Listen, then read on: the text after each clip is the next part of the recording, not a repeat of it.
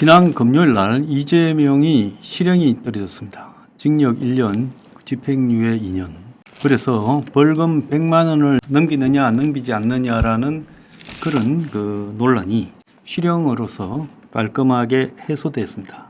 자, 저는 이재명이 대장동 백현동과 관련된 거짓말을 한 거죠. 어떻게 보면 대장동 백현동의 진실이 알려지면 대선에 나갈 수도 없었거니와 또 대선에서 27만 표가 아니라 270만 표보다 더 크게 질 수 있었기 때문에 결국 대장동 백현동의 거짓말이 국민적 판단을 갖다가 헷갈리게 했던 그런 부분이기 때문에 벌금이 아니라 실형이 선고돼야 된다고 말했는데 실제 실형이 선고됐습니다. 자, 그런데 이재명이 앞으로 지금 줄줄이 재판을 받아야 되는데 제일 처음 노는 이 선거법, 공직선거법에 대해서 유죄가 나오게 되면서 자, 맨 첫 번째 허들에서 넘어지는 일이 발생을 했습니다. 주관적인 인지 영역에 속하는 문제다. 김문기를 안다 모른다. 또 백현동과 관련되어서 협박이라고 표현했지만 국토부에 사실은 압력이었다 이런 식으로 하면서 빠져나갈 수가 있을 거라고 봤는데 굉장히 충격을 받았던 것 같습니다. 자, 선거법 위반 사건에서 이재명이 지금 같은 형태로 형을 확정이 되면 향후 10년간 피선거권 박탈이 되고 그리고 또 민주당은 지난 대선에서 이재명의 434억의 선거 비용도 토해내야 돼요.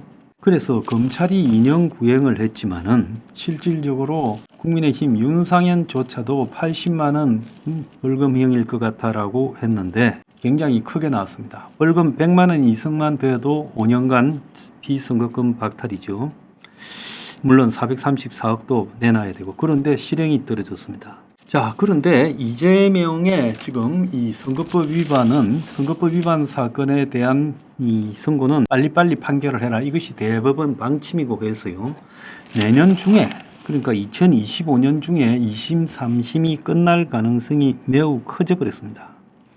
자, 이재명의 유죄가 왜 유죄가 되었냐? 총 판결문이 133페이지라고 해요. 자, 그래서 크게 김문기 관련 허위사실 공표, 백현동 허위사실 공표인데요. 자, 김문기 씨는 전 성남도시개발공사, 즉 이재명이 대장동 사업을 하기 위해서 만들었던 기관의 개발사업 1처장으로 대장동 개발 사업의 실무 책임자였던 인물입니다. 그런데 2021년 12월 대선 직전에 사무실에서 자살을 했죠. 그래서 대장동 개발 사업으로 본인이 이제 조사를 받고 또 소환당하고 그런 것을 앞두고 자살을 했습니다. 자, 바로 다음날 이재명이가 언론에 김문기를 몰랐다 했습니다. 시장 재직 때는 몰랐고 도지사 재판을 받을 때 김문기의 존재를 알게 됐고라고 말을 했고요.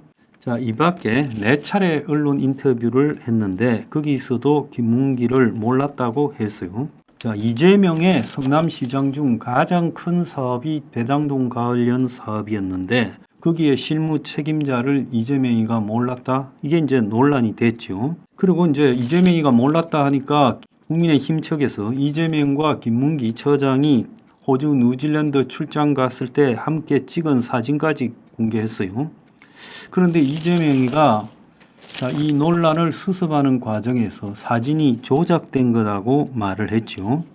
그래서 국민의힘이 4명 사진을 찍어가지고 마치 자기가 골프 친 것처럼 사진을 공개했는데 내가 확인을 해보니까 사람들이 더 많았는데 그 단체 사진에서 일부만 떼가지고 이렇게 보여줬다. 조작한 거다라고 했습니다. 물론 이재명이는 경기도지사가 돼가지고 대장동 특혜 의혹으로 수사가 진행되자 뒤에 챙겨서 김문기라는 사람이 있었다라는 걸 알았다고 말을 했어요. 그래서 처음에는 몰랐지만 기억을 되살려 보니까 그런 사람이 있었던 것 같아 이렇게 됐다라고 말한 거죠. 그래서 김문기 처장의 사망 직후에는 몰랐고 검찰 수사가 계속되니까 기억을 되짚어보고 알았다 했는데 검찰은 사업 실무 책임자였던 김문기와의 관련성, 즉 대장동 개발 의혹에 자기는 관계없다고 하려고 이재명이 고의로 거짓말을 했다. 그런데 재판부는요, 이재명 대표가 거짓말을 했다. 이렇게 판단을 했습니다. 사진이 조작됐다라고 말하면 실제 골프를 쳤다라고 하니까 사진이 조작됐다라고 말을 했거든요. 그러니까 나는 골프를 안 쳐서 그 자리에 있지 않았는데 있었던 것처럼 사진이 조작되었다라고 다들 인식하지 않겠냐는 겁니다. 투표하는 사람들이요.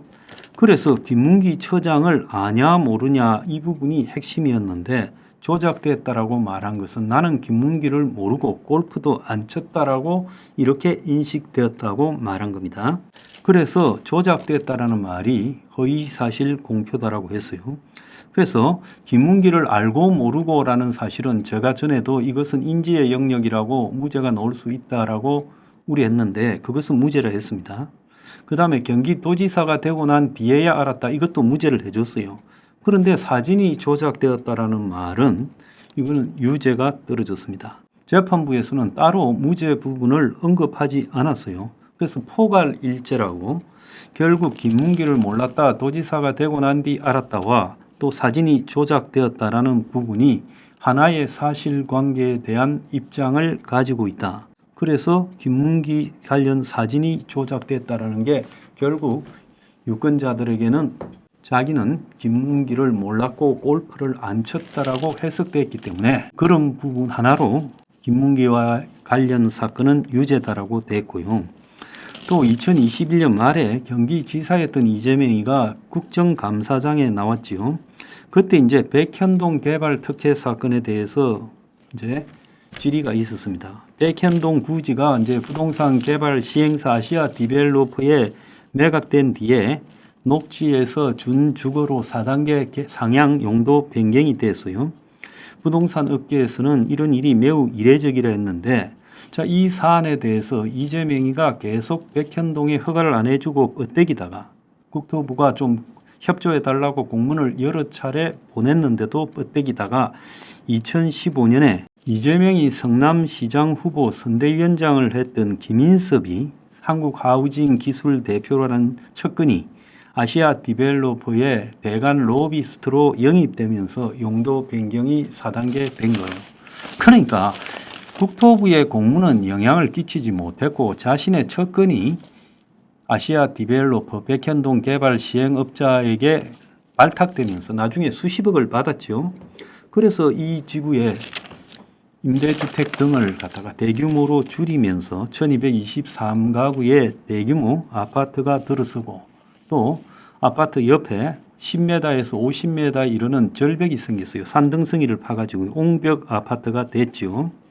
그래서 성남공항 인접으로 언덕배기 꼭대기에 아파트를 지을 수 없으니까 산을 파가지고 깊숙하게 아파트를 지어서 총 3,200억 원의 개발 시행사업 이익을 아시아 디벨로퍼에 줬어요. 그런데 이재명이가 국정감사에서 국토부가 요청해서 한 일이고 공공기관 이전 특별법에 따라 내가 응할 수밖에 없었고 이걸 만약에 안 해주면 직무유기로 문제 삼겠다고 협박을 해서 해줬다고 말을 했어요. 그래서 지 측근이 시행사에 들어가서 다리를 놔서 해준 게 아니라 국토부가 이걸 용도 변경해서 아파트를 지을 수 있게 해주라고 협박을 했다. 안 그러면 처벌할 것처럼 했다는 거예요. 근데 국토부가 공문을 보내기는 보냈죠. 협조를 좀 부탁한다고 보냈고 그럼에도 불구하고 해주는가 안 해주는가의 시행권은 자기가 갖고 있었어요. 그래서 재판부는 이재명의 이런 발언이 허위사실이라고 했어요. 국토부 당시 문건 이런 것들을 다 봤죠. 당시 성남시 주거환경과장 뿐만 아니라 성남도시계획과 팀장, 도시계획주무관 이런 사람들 등 이 백현동 개발과 관련해서 실무부서에 있었던 개발 담당자들이 일관되게 다 나와가지고 협박 공문이 있었다라는 걸 부정을 했어요. 그래서 한때 자기 상관이었고 지금 대선 당선이 유력한 이재명에 대해서 맞서서 사실을 말했어요. 무려 전현직 성남시 국토부 공무원 22명이 전원이 법정에 출석을 해서 협박은 없었다고 진술했고 국토부 공문에는 의무적으로 하라고 압박한 게 아니라 좀 협조를 해줘서 땅을 빨리빨리 그 식품연구원이 그 땅을 처리할 수 있게 좀 도와줬으면 좋겠다, 이런 용도였고, 구체적인 용도 지역을 어떻게 해라 말까지도 없이 매우 일상적인 협조 공문에 불과했다는 거예요. 그래서 백현동 부지를 4단계 상승시켜 준주거지역으로 변경한 것은 성남시가 자체적으로 판단했고 그 결정권자는 이재명이다. 그래서 이재명이가 어쩔 수 없이 협박에 굴복해 한 게 아니라 스스로 했다. 자, 그러고 이걸 국정감사장에서 TV 중계도 됐지요. 공직선거법상 허위사실 공표가 아니다고 이재명이 주장했지만은 면책 특권까지 있다라고 하면서 주장했는데, 재판부는 이것은 국정감사 목적과 무관한 발언이었고 당선 목적으로 한 것이었고, 또 백현동 관련 의혹이 계속되자 이재명이가 국감장에서 이 판례를 들고 와가지고 설명까지 적극적으로 했다는 거예요. 자, 그래서 이재명이는 국정감사장에 나온 게 지지율 상승의 기회라고 보고 이렇게 한 거예요. 그래서 이것도 이제 유죄가 되어버렸습니다. 자, 그런데 재판부가 이재명을 징역 1년이라는 실형을 선고한 부분에 대해서 가중 요소를 언급했어요. 파급력과 전파력이 큰 방송 매체를 이용했고, 또 이재명이가 이전에도 선거법 위반과 관련한 동종 전과가 있었다. 자, 그리고 국정감사장도 아까 제가 말씀드린 대로 생중계되는 장소였다. 이재명은 2021년 지방선거 때 예비후보자 신분으로 선거 홍보가 금지된 지하철에서 명함을 배포했다가 50만 원을 선고받은 적이 있습니다.